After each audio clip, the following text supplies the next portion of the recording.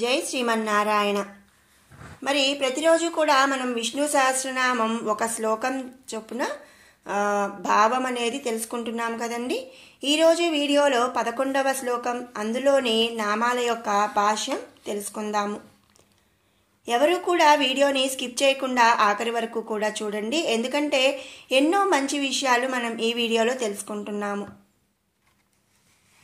అజ సర్వేశ్వర సిద్ధః సిద్ధి సర్వాదిరచ్యుతః వృషా కపిరమేయాత్మా సర్వయోగ వినిశ్రుతః. అజః మరి సర్వభూతములకు కూడా క్షేత్రజ్ఞుడైన పరమేశ్వరుడు తన భక్తులను తనను చేరకుండా, ఆరాధించకుండా, ఆశ్రయించకుండా చేయు ఆటంకములను సర్వకాల సర్వావస్థలయందును కూడా నిరసించువాడనమాట. ధర్మములను తప్పి ప్రవర్తించు వారి పట్ల పరమేశ్వరుడు నిరసనతో కఠినముగా ప్రవర్తిస్తాడు. అంటే ఏంటి అంటే, మరి భక్తులు మనందరం కూడా భక్తులమే. మనం మరి ఒక పూజే చేయాలి, ఒక పనే చేయాలి, లేదా మరి ఒక గుడికే వెళ్ళాలి, ఎన్నో ఆటంకాలు వస్తూ ఉంటాయి. అయితే మరి ఈ ఆటంకాలు కూడా మరి ఇప్పుడు ఉన్నదాని ప్రకారం మరి కలికాలం కలిపురుషుడు మరి ఆ ఆటంకాలను కలిగిస్తూ ఉంటాడు. అయితే అలాంటి ఆటంకాలను ఎన్ని కలిగించినా, అంటే తనను ఆరాధించకుండా, చేరకుండా, ఆశ్రయించకుండా కలిగించే ఈ అన్ని ఆటంకాల పట్ల కూడా స్వామివారు కఠినముగా ప్రవర్తిస్తాడంట. అంటే ఏంటి అంటే, మరి బాగా ఆటంకాలు ఎక్కువైపోయినప్పుడు మరి ఆయనే ఏదో ఒక అవతారంలో కానీ, ఏదో ఒక రూపేణ మనకు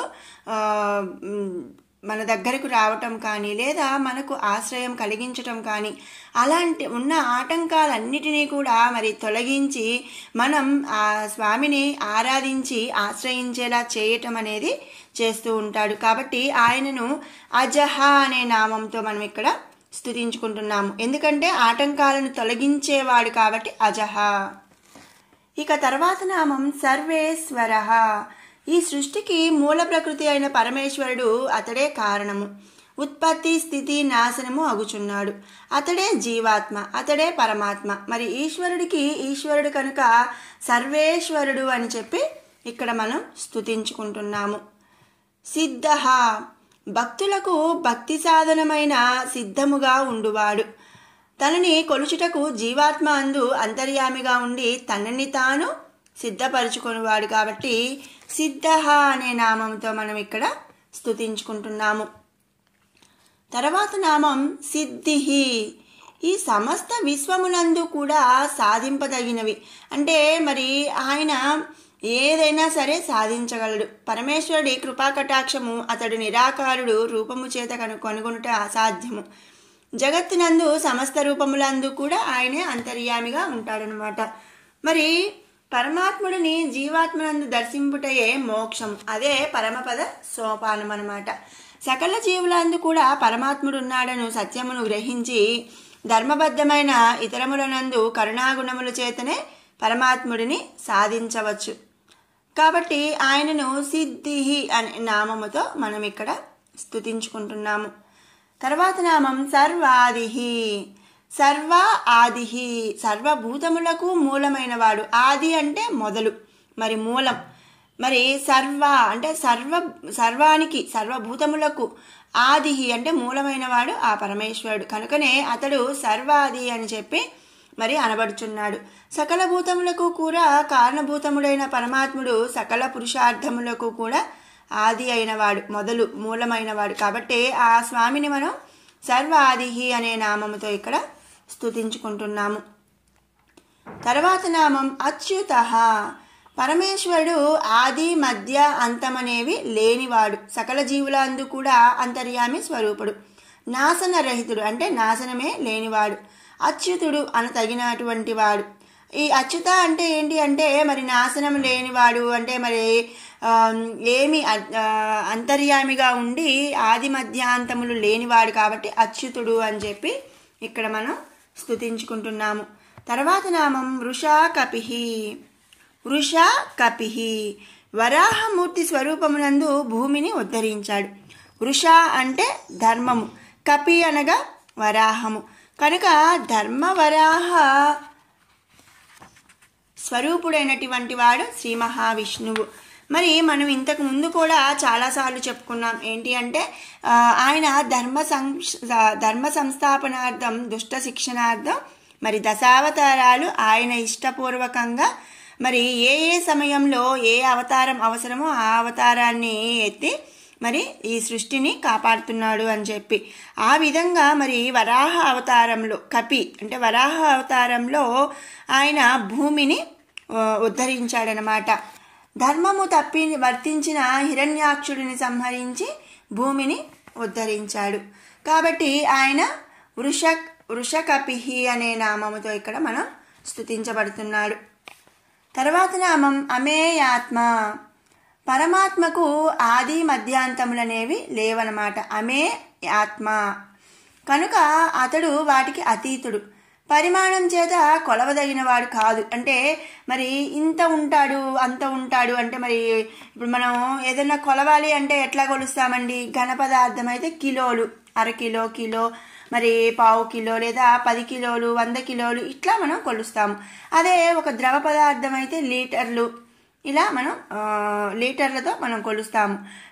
అలాగే మరి ఒక వ్యక్తి అయినా సరే ఆయన చూడండి చాలా బరువు ఉంటాడు, 100 కిలోలు ఉంటాడు, లేకపోతే 50 కిలోలు ఉంటాడు, బరువే లేడు 10 కిలోలు. ఇట్లా మనం ప్రతిదీ కూడా ఏదైనా ఒక మనిషితో సహా దేన్నైనా మనం ఒక పరిమాణం చేత కొలుస్తాము. అయితే అలా కొలవడానికి వీలు లేనివాడనమాట ఈయన. సకల జీవులందు ఉండుట చేత అతడిని నిర్ధారించలేము. మరి అందరిలో ఈ సమస్త సృష్టిలో కూడా సకల జీవులు అందరిలో కూడా అన్నిటిలో కూడా ఆయన ఉన్నాడు. కాబట్టి మరి ఇలా ఉంటాడు అలా ఉంటాడు అని చెప్పి మనం నిర్ధారించలేము. ఇంద్రియముల చేత తెలుసుకోతగనివాడు. మరి ఎందుకంటే మరి మన మనసులలో అంతర్యామిగా ఉన్నాడు కాబట్టి మన కంటికి కనిపించడు. మనకి ఆయన రూపరేఖలు అనేవి ఏవి కూడా మనకి తెలియవు, వర్ణించలేము, చూడలేము, మరి అలాగే తాకలేము. మరి మన ఇంద్రియముల చేత తెలుసుకోలేని వాడనమాట. పరమాత్మ ఆత్మను నిర్ధారింపలేము కనుక అతడే అమేయాత్మ. మరి ఆయన్ని మనం ఏ విధంగా కూడా మనం నిర్ధారించలేము, మనం చూడలేము, మరి చెప్పలేము. కాబట్టి ఆయనను మనం అమేయాత్మ అనే నామముతో ఇక్కడ మనం స్తుతించుకుంటున్నాము. తర్వాత నామం సర్వయోగ వినిశ్రుత. సర్వయోగ వినిశ్రుత, సర్వయోగముల రహితుడు అయినటువంటి పరమాత్ముడు అన్ని విధములైన ఉపాయముల చేత కూడా పొందదగినవాడు. అంటే మరి ఇక్కడ మనం ముందు నామంలో ఆయన అసలు మనం చూడలేము, మరి తాకలేము, మరి ఇట్లా ఉంటాడు అట్లా ఉంటాడని మనం చెప్పలేము, మనం కొలవలేము అని ఇట్లా మనం చెప్పుకున్నాం. మరి ఇక్కడేంటి? అన్ని ఉపాయాల చేత కూడా మనం ఆయన్ని పొందదగినవాడు. అంటే మరి ఇంద్రియముల చేత మనం తెలుసుకోలేమండి. మరి ఏ విధంగా ఆయన్ని తెలుసుకోగలుగుతాం, ఏ విధంగా ఆయన్ని పొందగలుగుతాము అంటే జపము, తపము, ధ్యానము, విగ్రహారాధన, పుణ్యతీర్థ క్షేత్ర సందర్శన ఇలాంటి మరి కొన్ని ఉంటాయన్నమాట. జపము అంటే మరి ప్రతినిత్యం స్వామిని మరి స్వామి స్తోత్రాలని మంత్రాలని ఇట్లా జపించటం. తపము అంటే తపస్సు. ధ్యానము అంటే మరి మనం ఆయన్ని ధ్యానించటం. విగ్రహారాధన అంటే మనం నిత్యం మనం చేసే పూజలు. మరి ఒక విగ్రహ రూపంలో మనం ఏ స్వామివారైనా మరి కృష్ణుడు అంటే ఇలా ఉంటాడు, మరి విష్ణుమూర్తి అంటే ఇలా ఉంటాడు, మరి వెంకటేశ్వరుడు అంటే ఇలా ఉంటాడు అంటూ మనం ఒక్కొక్క స్వామికి ఒక్కొక్క మరి విగ్రహం అనేది ఒక్కొక్క రూపంగా మనం ఉంచుకొని ఆ విగ్రహారాధన అనేది మనం చేస్తూ ఉంటాము. అలాగే పుణ్యతీర్థ క్షేత్ర సందర్శనం అంటే ఏంటి అంటే మరి ఒక్కొక్క అంటే మన ఈ మొత్తం ప్రపంచంలో ఒక్కొక్క ప్లేస్లో ఒక్కొక్క మహిమ అనేది ఆ స్వామివారిది ఉంటుంది. ఉదాహరణకు ఇప్పుడు అహోబిలం ఉందనుకోండి, హిరణ్యకశిపుణ్ణి చంపిన తర్వాత ఆయన అక్కడ ఉన్నాడని చెప్పి చెప్పుకుంటాము. అలాగే వెంకటేశ్వర స్వామి అనగానే మనకి తిరుపతి. ఇలా మరి అవన్నీ కూడా పుణ్యతీర్థ క్షేత్రాలు అన్నమాట. వాటిని సందర్శించినా కూడా మనం ఆయనను పొందదగిన వాడనమాట. అంటే ఏంటి అంటే అందరూ అన్ని పనులు చేయలేరు, అందరూ కూడా జపం చేయలేరు, తపం చేయలేరు, మరి ధ్యానం చేయడానికి విగ్రహారాధన ఇవన్నీ ఇట్లా రకరకాలు ఉంటాయి. ఎవరికి ఏది చేయగలిగితే ఇప్పుడు ఒకళ్ళు మరి ఇంట్లో పనులు ఉంటాయి, మరి నేను రోజు పూజ చేయలేనండి, పర్వాలేదు. నువ్వు ఏదైనా పని చేసుకునేటప్పుడు ఆ స్వామివారిని ధ్యానించుకుంటూ మరి మనం ఆ పూజలు అనేది మనం ఆ పనులు అనేది చేసుకోవచ్చు. ధ్యానం ద్వారా మనం ఆయన్ని పొందాలి అనుకోవచ్చు. లేదు మరి నేను పుణ్యతీర్థాలు తిరుగుతానండి, మాకు పూజలు విగ్రహారాధనలు ఇవన్నీ ఇష్టం లేదండి, నాకు లేతే సమయం లేదండి అనుకుంటే పుణ్యతీర్థ సందర్శన సంవత్సరానికి 1 ఊరు లేదా 2 ఊర్లు ఇట్లా మనకు వీలైనంత వరకు, అంటే మనం ఎక్కడెక్కడో దూరాలు వెళ్ళవలసిన అవసరం కూడా లేదండి, మన దగ్గరలో ఉన్న పుణ్యక్షేత్రాలు సందర్శించినా కూడా చాలన్నమాట. ఇలా ఏ విధంగా ఎవరు ఏ విధంగా మరి చేసినా కూడా ఆయన అందరికీ కూడా ఒకే రకంగా మరి అనుగ్రహం అనేది ఉంటుందన్నమాట. ఎవరికి కుదిరిన విధంగా వాళ్ళు ఆయన్ని చేరడానికి మరి ప్రయత్నాలు అనేది చేసుకోవచ్చు. పరమాత్ముడు భక్తివసుడు. ఆయన ఏంటి అంటే కేవలం భక్తివసుడు అనమాట. అంటే ఏంటి అంటే భక్తితో ఈ చెప్పిన వాటిల్లో ఏ పని చేసినా కూడా ఆయన వశమైపోతాడు. అతడిని శుద్ధిగా ఏ విధముగా ఆరాధించినా వారికి శుభములు కలిగించు దివ్యమంగళ స్వరూపుడు శ్రీమన్నారాయణుడు. అంతేగాని మరి నేను మరి పక్కింటామా మరి ఒక 10,000 ఖర్చు పెట్టి పూజ చేసి మరి గ్రాండ్గా డెకరేషన్ చేసి పూజ చేసిందండి, నేను 10,000 పెట్టి ఖర్చు పెట్టలేనండి, ఏదో ఊరికే ఇంట్లో ఉన్న చెట్టుకు పూసిన పువ్వు పెట్టి నేను దండం పెట్టాను, మరి నాకు అనుగ్రహం రాదా అనంటే లేదండి. భక్తిగా నువ్వు 10,000 ఖర్చు పెట్టినా మరి ఘనంగా చేసుకోవాలి, గొప్పగా 10 మందిలో గొప్పగా చేసుకొని నువ్వు 10,000 ఖర్చు పెట్టినా నీకు అక్కడ భక్తి లేకపోతే వాళ్ళకి ఎలాంటి ఉపయోగం లేదనమాట. అంటే ఏంటి అంటే మనం భక్తిగా జపము, తపము, ధ్యానము, విగ్రహారాధన, పుణ్యతీర్థ సందర్శనం వీటిలో భక్తిగా ఏది చేసినా మనకు ఆయన అనుగ్రహం అనేది కలుగుతుందన్నమాట. అలాంటి దివ్యమంగళ స్వరూపుడు శ్రీమన్నారాయణుడు. పరమాత్ముడికి ఏ విధమైన సంబంధ బాంధవ్యాలు లేవనమాట. కనుకనే సర్వయోగ వినిశ్రుతుడు అగుచున్నాడు. మరి ఇక్కడ నా వాళ్ళు నీ వాళ్ళు ఎక్కువ ఖర్చు పెట్టారు, వీళ్ళు తక్కువ ఖర్చు పెట్టారు, లేకపోతే వీళ్ళు గంట సేపు పూజ చేశారు, వీళ్ళు 10 నిమిషాలే పూజ చేశారు, వీళ్ళు ఊరికే దండం పెట్టారని ఎలాంటి సంబంధ బాంధవ్యాలు లేవు. భక్తిగా 1 సెకను దండం పెట్టినా చాలన్నమాట. కాబట్టి అలా ఎలాంటి సంబంధ బాంధవ్యాలు లేనటువంటి వాడు కాబట్టి ఆయన్ను మనం సర్వయోగ వినిశ్రుతుడు అని చెప్పి కీర్తిస్తున్నాము.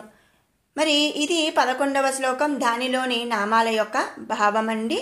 ఇంతవరకు మనకు 103 నామాలు, మరి సహస్రనామం అంటే 1000 నామాలు, ఆ 1000లో కూడా 103 నామాలు ఈ 11 శ్లోకాల్లో కూడా పూర్తయినాయి. మరి ఇప్పుడు మనం మరి నిన్నటి వరకు కూడా 1వ శ్లోకం నుంచి 10వ శ్లోకం వరకు పారాయణ చేసుకున్నాము కదా. ఇక ఈ రోజు నుంచి 11వ శ్లోకం నుంచి 20వ శ్లోకం వరకు కూడా ఈ 20వ శ్లోకం అయిపోయే వరకు మనం పారాయణ చేసుకుందాము. ప్రతి వాళ్ళు కూడా అంటే మనం ఫోన్స్ చూస్తున్నాం, మనం సోషల్ మీడియా బాగా యూజ్ చేస్తున్నాము. అయితే ప్రతిరోజు మనం ఉన్న 24 గంటలు 10 నుంచి 20 నిమిషాల వరకు మరి విష్ణు సహస్రనామం నేర్చుకోవటానికి, తెలుసుకోవటానికి సమయాన్ని కేటాయిద్దాము. ఇప్పుడు 11వ శ్లోకం నుంచి మనం పారాయణ చేద్దాం. అజ సర్వేశ్వర సిద్ధ సిద్ధి సర్వాదిరచ్యుత వృషా కపిరమేయాత్మా సర్వయోగ వినిశ్రుత వసుర్వసుమనా సత్య సమాత్మా సంమిత సమః అమోఘః పుండరీకాక్షో వృషకర్మా వృషాకృతిః రుద్రో బహుశిరా బభ్రుః విశ్వయోనిః శుచిస్రవాః అమృతః శాశ్వతః స్థాణుః వరారోహో మహాతపాః సర్వగః సర్వవిద్భానుః విశ్వక్సేనో జనార్దనః వేదో వేదవిదవ్యంగో వేదాంగో వేదవిత్కవిః లోకాధ్యక్షః సురాధ్యక్షో ధర్మాధ్యక్షః